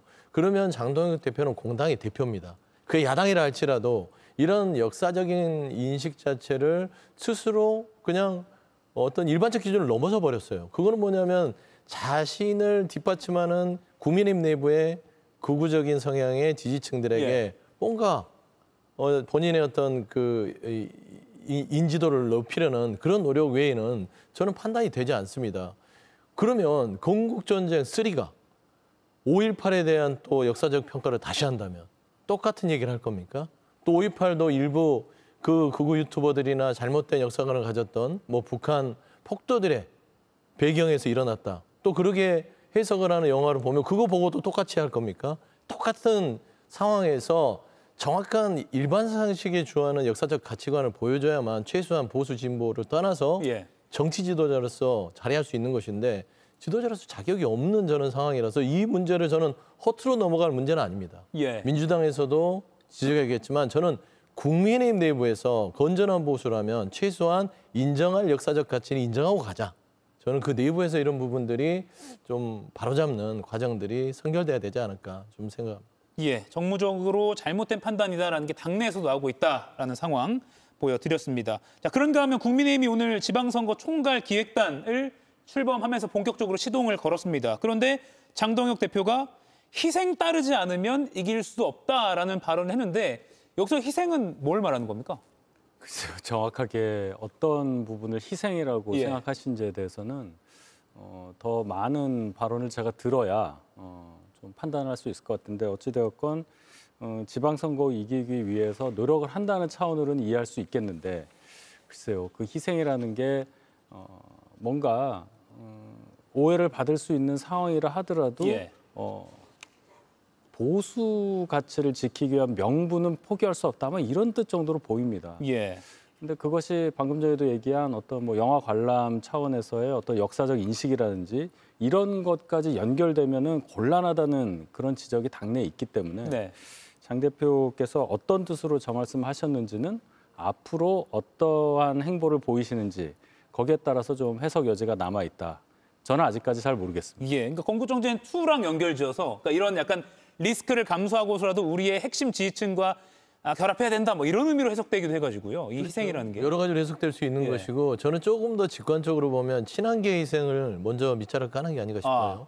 최근에 당무감사를 책임지는 그 위원장 자리에 그런 그 건국전쟁 2에 대해서 장동혁 대표와 비슷한 생각을 가질 만한 그런 분이 거기에 자리하고 있습니다. 그러면은 사실 지방선거에 있어서의 뭔가 장동혁 대표가 본인의 뜻에 맞는 사람 위주로 배치할 생각을 얘기한 게 아닌가. 그러면 희생한다는 것은 그 당내에서 본인에 맞지 않는 사람들을 희생시키겠다는 그런 복선이 아닐까요? 그래서 저는 장동혁 대표가 이번 지방선거에서 어떤 생각을 가지고 나설지는 모르겠으나 최소한 본인이 어떤 중도 확장을 가지고 지방선거를 칠 생각은 아닌 것 같아요. 앵커께서 말씀하신 대로 지금 건국전쟁 2를 옹호하는 듯한 제주 4.3 정신을 폄훼하면서 극우 지지층들이 환호하고 열광할 수 있는 후보들을 통해서 뭔가 본인들의 지역 내에서 똘똘 뭉치겠다라는 생각으로 아마 전략을 짜고 있는 게 아닌가. 근데 그게 과연 통할까 싶습니다. 지방선거가 뭐 당원들만 뽑아서 당선되고 그러는 건 아니지 않습니까? 그러니까 당내 행사가 아니니까요. 저는 그래서 실패할 가능성이 높고 말씀한 대로 마지막 선거가 장동혁 대표에는 될 가능성이 높지 않을까 싶습니다. 지켜보겠습니다. 지방선거 총괄 기획단 그 위원장에 나경원 의원이 임명됐습니다.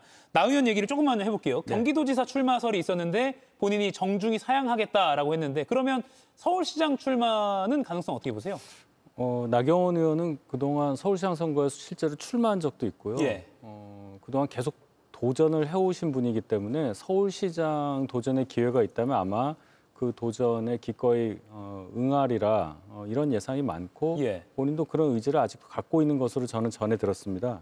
그런데 이제 난데없이 경기도지사 출마설이 나오니까 이게 좀 퍼지는 경향이 있었어요. 이런 것들이 이제 한 2, 3주 전에 밭글 형태로 돌았었는데 연휴 지나면서 이게 많이 확산이 되다 보니 아마 나경원 의원은 그런 오해가 확산되는 것을 막기 위해서라도 아예 명시적으로 경기도지사에는 생각이 없다는 것을 밝히신 것이다. 결론적으로는 서울시장 선거의 출마 가능성은 확실히 열려 있다. 이렇게 봐야 되겠죠. 이번 추석에 뭐 고향 가신 분들 각 고향의 뭐 단체장 출신 뭐 전현직 의원들 뭐 현수막 정말 많이 걸려서 지방선거 분위기를 읽고 있었다라는 반응도 많이 있는데 17곳 그 시도지사 중에 5곳만 지금 민주당이 갖고 있잖아요. 그렇습니다. 그래서 이번에는 대대적으로 탈환을 해야겠다라는 게 민주당의 생각일 텐데 어떻게 전망하십니까? 원래 이제 통상적으로 그 루틴을 보면 이 대선에서 이 승리한 이 당이 이게 소뚜껑처럼 식지 않는 열기로 지방선거까지 이기는 그런 사례들이 많습니다.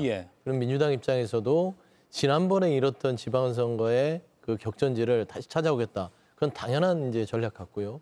사실 중요한 곳은 이제 서울, 경기, 부산 정도가 되지 않을까 싶어요.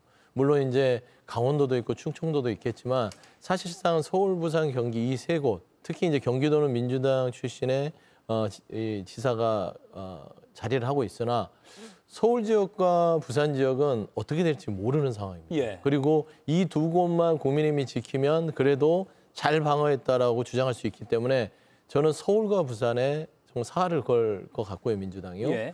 사실 그 나경원 의원 자체는 지금 추나대전으로 가면서 잘못하면은 경기도로 엮이는 수가 있어서 못 빠져나온다라는 위기감에서 미리 경기도와 선을 긋고 예. 서울시장으로 선회하고 싶은데 현재 오세훈 서울시장이 워낙 탄탄하게 있기 때문에 여지만 남겨놓은 상황이지 않을까 싶어요. 근데 사실 오세훈 시장이 대단히 뭐 인기가 많은 서울시장 같다는 우리가 환상에 빠져 있지만 저는 개인적으로 봐서는 사선을 지금 하고 있는 겁니다. 그러니까 한 번 쉬었다가 사선을 하는 것이고 5선을 도전하는 거고 거의 20년은 서울시의 시장으로서의 직업 서울시장인데 예. 그러면 서울시가 얼마나 바뀌었느냐. 그리고 서울시장으로서의 꿈만 꾸고 있느냐라는 측면에서는 교체 여론이 서울 시민에게 더 높다고 봤을 땐 저는 민주당이 전략을 잘 짜면 이번 서울시장 선거도 지난 대선의 열기를 그대로 이어간다면 저는 유리한 구지를 선점할 수 있다고 봅니다. 예. 그래서 저는 사실 집권 여당인 지금 민주당의 어떤 여러 가지 당 운영 방식, 국정에 대한 뒷받침, 이게 결국은 서울시장과 부산시장의 승리를 가져올 수 있거든요. 그래서 저는 아마 최근에 대통령실과 집권 여당의 온도차 부분들은 아마 대통령실은 이렇게 강성 일본도로 가는 것들이 향후의 지방선거에서 도움이 되겠느냐라는 어떤 그런 좀 메시지를 던지는 거거든요. 전체를 보면. 예. 그래서 저는 일단은 이 집권 여당의 민주당이 조금 더 톤다운을 해가면서 지방선거를 대비하는 그런 숨고르기를 들어가는 게 좀 좋지 않을까라는 생각을 좀 개인적으로 하고 있습니다. 지금 8개월 정도 남았는 내년 6월이니까요. 그래서 벌써 이런 대화를 하니까 부쩍 앞으로 다가온 것 같습니다. 저희가 아까 신문 지면으로도 주요 하마평에 오른 후보들, 후보군을 보여드렸는데 이 정도 보도가 지금 벌써 나오고 있습니다. 국민의힘 같은 경우는 결국 탄핵의 강을 건너느냐 또는 그런 탄핵의 어떤 부산적인 그런 영향이 계속 언제까지 이어지느냐가 관건일 것 같아요. 탄핵도 탄핵인데요. 예. 대통령 선거에 있어서 3년 전 대통령 선거에서는 저희가 간발의 차이긴 하지만 이겼습니다. 예. 전국 통합 선거이기 때문에 그렇게 됐죠. 근데 총선만 하더라도 소선구제니까 인구 구성이나 이런 측면에서 저희가 불리한 측면이 있어서 지금 의석수가 굉장히 적습니다. 지방선거도 그렇게 될 가능성이 컸지만 지난 지방선거는 대선 승리의 기운을 몰아서 저희가 그래도 대승을 했었죠. 그러면 이번에는 어떻게 될 거냐. 탄핵의 영향으로 저희가 또 2018년 지방선거 때처럼 대패를 할 거냐 이런 예상이 처음엔 좀 있었는데 예. 지금 집권 4개월이 지난 민주당 정권의 행태와 또 여당의 모습 그리고 각 지방자치단체 상황들을 볼 때 그 정도까지는 아닐 걸로 저는 생각을 합니다. 특히 12개의 광역자치단체장을 저희가 보유하고 있는데 예.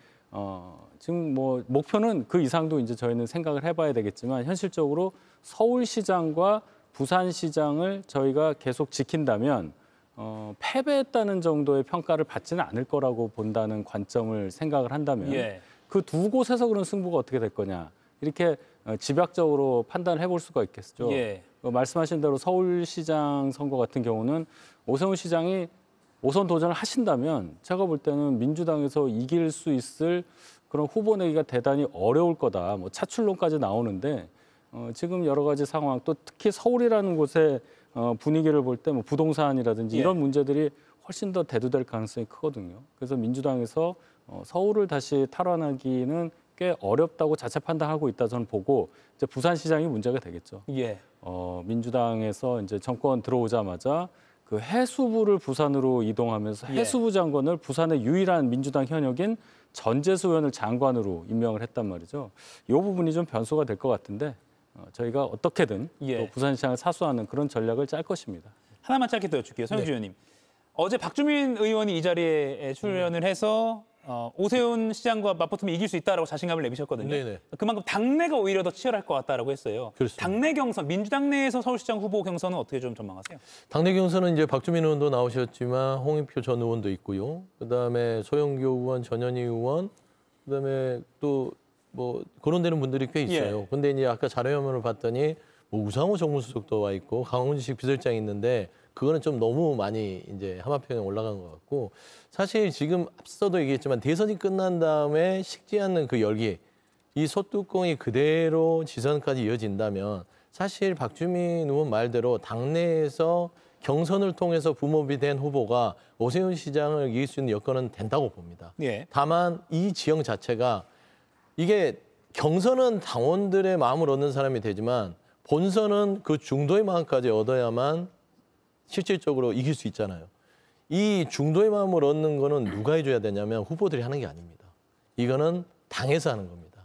당이 어떤 방식으로 당을 운영해가면서 서울 시민이라든지 부산 시민이라든지 전체의 지방선거에 임하는 중도 측의 마음을 가져올 것이냐. 결국 이게 승패를 가르는 것이기 때문에 저는 박주민 의원의 말이 절반은 맞고 그다음에 절반은 틀리다. 결국에는 승리를 확신하는 거는 후보를 나선 사람이 주장할 수 있으나 중요한 거는 반드시 본선에서 이기기 위해서는 당과 후보가 민심에 가까워지는 행동들을 전략적으로 해나가야 된다라는 측면에서는 200 며칠 뭐 짧은 것 같지만 굉장히 긴 시간이거든요. 저는 그런 부분에서 당이 좀 전략적으로 지방선거를 임해야 되겠다라는 좀 조언을 드리고 싶습니다. 개인 플레이의 시간보다는 당과 함께 플레이하는 그래서 아까 오히려 국민의힘 쪽에서는 그 건국정전2 영화 때문에 우려하는 목소리가 벌써 나오는 것 같습니다. 지방선거 이야기는 앞으로 간간히 계속 할 수 있을 것 같습니다. 맞소론 두 번째 주제로 넘어가겠습니다. 자, 두 번째는요. 이재명 정부 첫 국정감사 대전 조희대, 김현지 출석할까? 이렇게 잡아봤습니다. 다음 주 월요일부터 국정감사가 시작됩니다. 여야 맞수 두 분이 뽑은 국감의 어떤 최대 격전지, 관전 포인트 어떤 건가요? 서영주 의원님부터 말씀해 주시죠. 저는 이제 법사위가 아무래도 관전 포인트가 되겠죠. 법사위. 조희대 대법원장에 대한 논란들이 끊임없이 이루어졌고 9월 30일 날 청문회를 또 법사위에서 결정함으로써 물론 이제 조희대 대법원장 없는 청문회가 열리기도 했죠. 그리고 국감을 이틀로 늘려서 조희대 대법원장에 대한 사실상 청문회 성격의 국감이 열립니다. 저는 조희대 대법원장이 사실 정무적으로 민주당의 이 이슈가 도움이 되는지는 잘 모르겠으나 그럼에도 불구하고 조희대 대법원장에 대한 조금 풀리지 않는 의혹 부분들은 국정감사를 통해서라도 풀어야 된다라는 거는 동의합니다. 그리고 조희대 대법원장의 사법권의 독립이라는 이유만으로 법률과 권한의 범위 내에서 국회가 국회법에 근거한 출석 요구를 거부한다는 것은 저는 도리에 맞지 않다고 봐요. 삼부 요인이라는 게 매우 높은 자리이긴 하나 삼부 요인이라는 이름만으로 법치 바깥에서 있는 대상이 돼서는 안 되는 겁니다. 그래서 저는 그 권한이 높은 만큼 또 법치를 잘 지키는 마음에서 정면 돌파를 해서 본인이 출석하고 증인으로 와서 할 말을 해서 이런 불필요한 사법과 입법권의 갈등 구조를 터는 거 그것도 대법원장의 어떤 하나의 그 책무가 아닐까 싶어요. 언제까지 조희대 대법원장의 이 소용돌이 속에서 우리가 이 국정의 혼란을 경험해야 되는지 그런 부분들을 민주당이 풀면 좋겠으나 조희대 대법원장이 풀 수도 있다라는 점을 좀 말씀드리고 싶습니다. 오히려 출석을 해서 밝힐 건 밝히면 국감 끝나면 조희대 대법원장의 이름이 더 이상 언론에 좀 덜 나오는 상황이 될 수 있겠다. 그렇게 보시는 거군요. 서영주 의원은 지금 법사위를 꼽아주셨습니다. 어떤 걸 꼽으시겠어요? 뭐 저도 1번으로는 법사위를 꼽고 싶은데 말씀하셨으니까 두 번째로는 운영위를 이제 봐야 되겠죠. 일단 법사위만 문제부터 말씀드리면 법사위든 운영이든 없는 문제를 민주당이 만들었다고 볼 수밖에 없습니다. 조희대 대법원장 문제는 글쎄요 이거를 대법원장까지 청문회장 국정감사장에 불러서 다그칠 일이냐 하는 생각을 가진 국민들도 많다고 봐요. 법원의 판단에 영향을 미치려는 어떠한 시도에 대해서도 국민들께서 불편하게 보실 가능성이 크기 때문에 이것을 강행하는 과정에서 민주당에는 득이 안 될 거다 이렇게 생각하고 제가 또 운영위를 꼽은 이유는 김현지라는 분이 제가 볼 때는 국정감사장에 안 나올 걸로 보이는데 나오든 안 나오든 이미 이 자체로 큰 이슈가 돼버린 겁니다. 이것도 민주당에서 불필요한 선대응을 하다가 이게 이제 동티가 나서 커져버린 상황이 돼버렸다. 저희 입장에서는 도대체 김현지라는 사람이 뭐길래 국정감사장에 안 나오는 것이냐 여기서부터 문제를 제기할 수밖에 없고 아마 많은 국민들께서 공감하시리라고 봅니다. 국민들은 아주 작은 사안이라 하더라도 뭔가 감추려는 듯한 모습에서 의혹이라는 것을 생각할 수밖에 없거든요. 근데 민주당에서 도대체 왜 이분에 대해서 그렇게 높은 지위도 아닌 것 같은데 막으려고 하느냐 이렇게 되면 예. 실제 직위보다 훨씬 더 많은 영향력을 행사하고 있구나. 그 과정에서 많은 어떤 얘기거리들이 나오겠구나. 국정감사장에서 물어볼 일들이 많겠구나. 이렇게 보신단 말이죠. 예. 그러니까 운영위에서의 저희 당 의원들의 어떤 뭐 질의라든지 물론 안 나올 거겠지만 공세도 상당히 많은 국민적 관심을 끌어오기에 충분하다. 이렇게 예상합니다. 예. 그러면 한 명씩 출석 전망을 좀 해볼게요. 네. 조희대 대법원 장관 출석을 해야 된다. 당위성 측면에서는 주장을 하셨는데 네. 나올까요?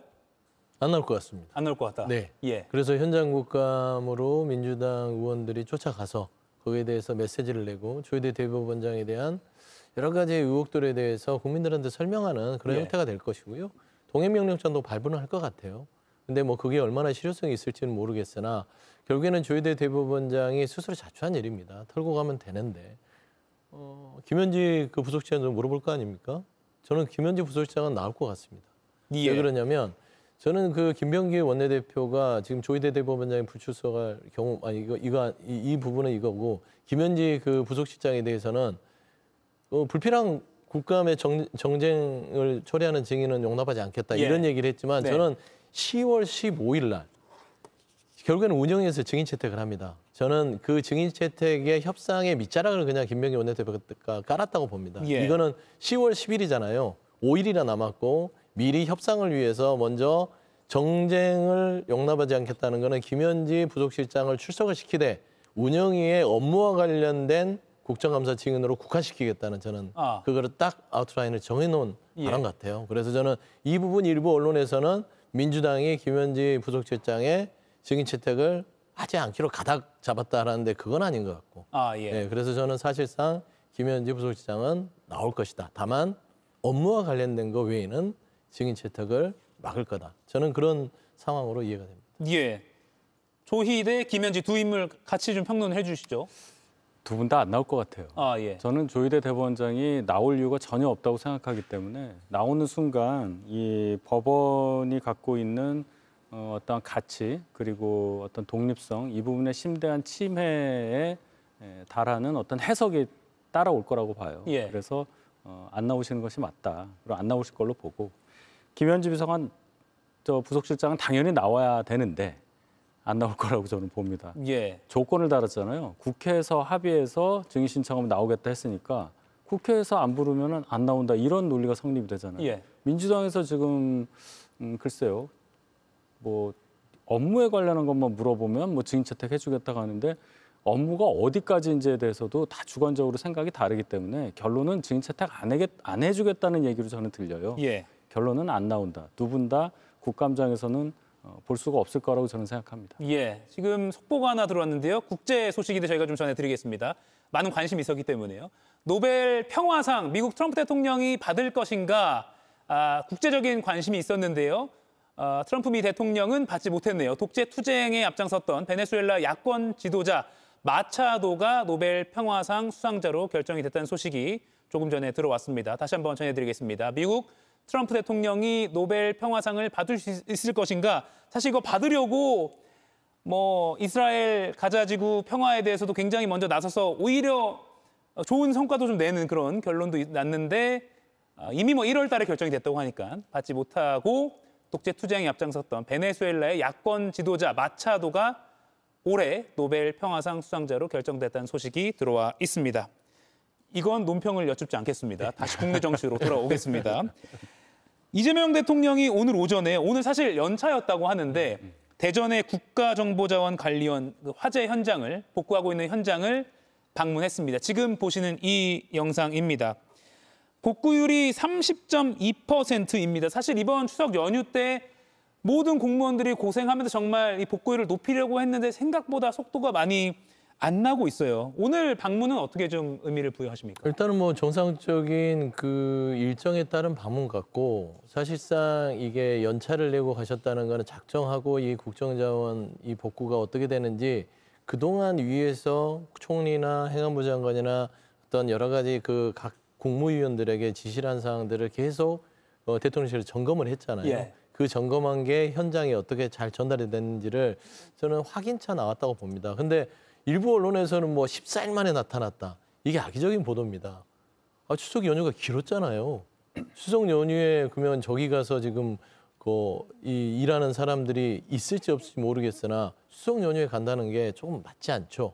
그래서 저는 사실상 26일 날 유엔에서 복귀하고 27, 28 여러 가지 위에서 어떤 이 국정 자원 손실에 대한 피해 방지라든지 복구 부분들을 대통령이 할 일들을 해가고 그리고 마지막으로 현장을 가서 잘 되는지를 점검한 것이다. 저는 이걸 가지고 뭐 크게 어떤 의미부여를 할 건 없고 이재명 대통령은 답게 예전에 그 행정을 했던 방식이에요. 지시하고 점검하고 현장 확인하고.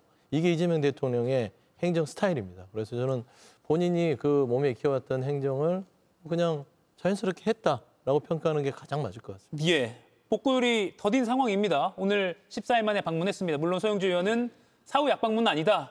일정대로 나간 거다라고 평가를 하셨거든요. 저는 이재명 대통령의 진심을 믿어요. 대통령으로서 당연히 하셔야 될 행동을 하셨다고 보고 평가할 만하다고 보는데 이 과정에 왜 자꾸만 논란이 일어나느냐. 연휴 기간에 맞지 않는 방송 출연으로 인해서 여러 가지 논란이 있지 않았습니까? 그 부분 대단히 중요하게 생각해 보셔야 합니다. 국민들은 대통령이 무슨 일을 하는지에 대해서 언론 보도를 통해서만 알기 때문에 실제로 어떤 일을 하는지 보도가 되지 않으면 알 수가 없는 겁니다. 그래서 대통령의 진심을 믿는 가운데 국정에 대한 평가를 하게 될 텐데 추석 연휴 기간 동안에 이 사태가 일어난 직후에 회의 중간중간에 녹화를 하셨다. 이 부분에 대해서 비판이 있을 수밖에 없다는 것을 왜 간과했는지 이 대통령의 결정이겠지만은 대통령실 주변에서 왜 그런 직언을 하지 않았는지 그 부분이 아쉽고 이미 지나간 일이니까요.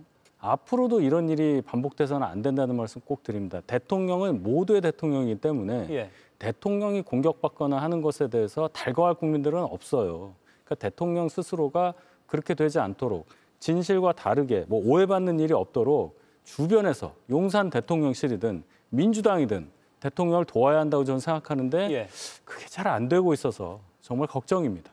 10초 남았는데요. 국민의힘은 이거 국정조사하자라고 하고 있거든요. 이 화재 사건이요. 민주당은 안 받아들이겠죠? 그 국정조사하자는 거는 국민의힘 노수 침뱉기입니다. 국정조사라면 누구 책임이 크겠습니까? 윤석열 정부의 책임이 크죠. 예산부터 시작해서 공무원들이 이런 부분들에 대해서 허투루 대응했다는 것은 윤석열 정부에서 일을 안 시켜서 그런 걸 수도 있다. 저는 자책골이다. 그렇게 생각합니다. 네, 오늘 마스토론 여기까지 하겠습니다. 두 분 다음 주에 뵙겠습니다. 고맙습니다.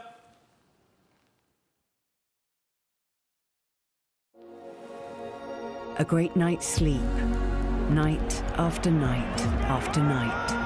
That is the difference. The difference is temper. 얼른 일어나. 엄마, 빨리 와. 이건가? 맞다. 엄마, 바빠도 챙겨야지. 양치처럼 매일 꾸준히. 소중한 치아를 위해 양치처럼 매일 꾸준히. 롯데 자일리톨. 저처럼 활력이 넘치고 싶으시다고요? 옛 건강문헌 속 그 원료 마가보감 아직 모르세요? 마가보감 강한 생명력의 귀한 원료 정교한 연고 황금배합 마가목의 힘을 깊이 있게 담은 마가보감 진하고 강인하게 온몸으로 느껴보세요. 마가목의 힘을 믿으세요. 마가보감 프리미엄 마가보감 프리미엄 다금바리회 군함 특급 배달. 윤석열 전 대통령 부부가 2023년 여름 휴가 당시 해군 함정에서 지인들과 술 파티를 했다는 의혹에 더해서 당시 경호처가 제주도에서 다금바리회를 공수해왔다는 의혹이 나오자 온라인에서 나온 우스갯소리입니다. 다금바리회가 뭐 그리 중요한가? 어떤 이들은 3대 특검의 굵직한 사안들에 비하면 이런 건 곁가지다라고 말합니다. 하지만 김건희 씨가 해외 순방에 따라가 명품 쇼핑을 했다거나 윤 전 대통령이 지각을 숨기려고 대통령실에 비밀 출입구를 만들었다거나 집무실에 비밀 사우나를 만들었다거나 누군가는 격가지라고 하는 이런 의혹들을 모아보니까 이런 의문이 도출됩니다. 윤 전 대통령 부부는 대체 어떤 마음가짐으로 경호와 의전을 받으며 생활했던 것인가? 또 저런 행태를 바로잡을 참모들은 없었단 말인가. 이런 맥락에서 다금바리회 의혹을 다시 보니 그저 곁가지라고 치부하긴 어려워 보입니다. 오늘 한 컷이었습니다. 아유 죽겠다. 다들 피곤하지도 않나. 저런 기운은 어디서 나와? 약국에서 나옵니다. 아로나민 골드에서 나옵니다. 약이니까 다르지. 내 몸을 1등으로 생각한다면 아로나민 골드 1등. 아로나민 주세요. 일동제약. 어느 날 갑자기 아버지와 내 자리가 바뀌었다. 이 친구가 김 사장인데 지난주에 평생 아버지로만 살다가 이제야 자기 자신으로 돌아가는 아버지의 인생엔 보람이 있다. 보람그룹. 신발은 꾸밀수록 더 무겁고 두꺼워지니까 최소한의 디자인으로 더 편하고 가볍게. 신발은 편해야 합니다. 르무통. 인사돌 정말 고맙죠. 잇몸이 들뜨지도 않고. 좋죠, 인사돌. 잇몸 속부터 편해요. 잇몸이 편안하니까 먹을 때 걱정이 없죠. 인사돌 스위스 푸모커가 획득. 써보면 알죠. 바로 이어지는 JTBC 뉴스룸 예고 하나 해드립니다. 계엄의 그날 밤 박성재 전 법무장관이 양복 주머니에서 문건을 꺼내보는 장면이 CCTV에 남아 있었습니다. 계엄을 몰랐다는 그동안의 주장과 배치된다고 특검은 판단하고 있습니다. 잠시 후 뉴스룸에서 바로 전해드리겠습니다. 이가혁 라이브 오늘 순서는 여기까지입니다. 저는 다음 주 월요일 오후 5시에 다시 뵙겠습니다. 고맙습니다.